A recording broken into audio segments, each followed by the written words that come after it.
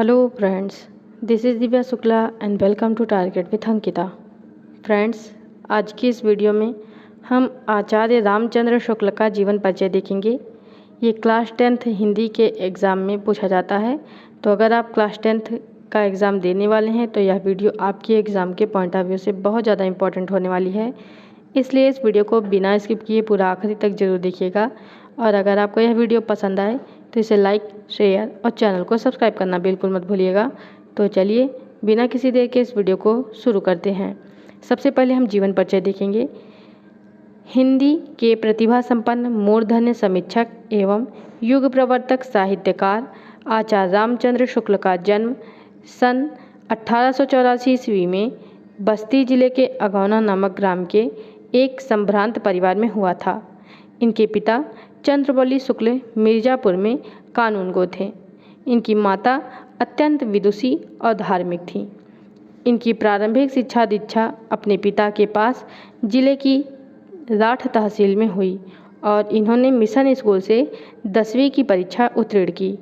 गणित में कमज़ोर होने के कारण ये आगे नहीं पढ़ सके। इन्होंने FA यानी इंटरमीडिएट की शिक्षा इलाहाबाद से ली थी, परंतु परीक्षा से पूर्व ही विद्यालय छूट गया। इसके पश्चात इन्होंने मिर्ज़ापुर के न्यायालय में नौकरी आरंभ कर दी।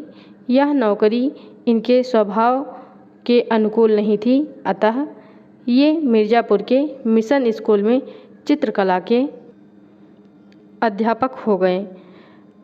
अध्यापन का कार्य करते हुए इन्होंने अनेक कहानी, कविता, निबंध, नाटक आदि की रचना की। इनकी विद्वता से प्रभावित होकर इन्हें हिंदी शब्द सागर के संपादन कार्य में सहयोग के लिए श्याम सुंदर दास जी द्वारा काशी नागरी प्रचारणी सभा में ससम्मान बुलाया गया। इन्होंने 19 वर्ष तक काशी नागरी प्रचारणी पत्रिका का संपादन भी किया। कुछ समय पश्चात इनकी नियुक्ति काशी हिंदू विश्वविद्यालय में हिंदी विभाग के प्राध्यापक के रूप में हो गई और श्याम सुंदर दास जी के अवकाश प्राप्त करने के बाद ये हिंदी विभाग के अध्यक्ष भी हो गए।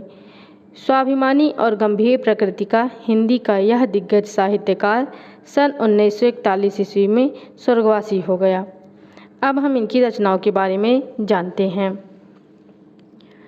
शुक्ल जी एक प्रसिद्ध निबंधकार, निष्पक्ष आलोचक, श्रेष्ठ इतिहासकार और सफल संपादक थे। इनकी रचनाओं का विवरण निम्नवत है। पहला निबंध चिंतामणि, ये 2 भाग में है तथा विचार विधि। आलोचना में रसमीमांसा, त्रिवेणी और सूरदास है। इतिहास में हिंदी साहित्य का इतिहास इन्होंने लिखा। संपादन में जायसी ग्रंथावली, तुलसी ग्रंथावली, भ्रमर गीत सार, हिंदी शब्द सागर और काशी नागरी प्रचारणी पत्रिका का कुशल संपादन किया। इसके अतिरिक्त शुक्ल जी ने कहानी, 11 वर्ष का समय, काव्य रचना अभिमन्यु वध तथा कुछ अन्य भाषाओं से हिंदी में अनुवाद भी किए, जिसमें मेघसनीज का भारतवर्षीय विवरण, आदर्श जीवन, कल्याण का आनंद, विश्व प्रबंधन, बुद्धचरित काव्य आदि प्रमुख हैं। अब साहित्य में स्थान जानते हैं।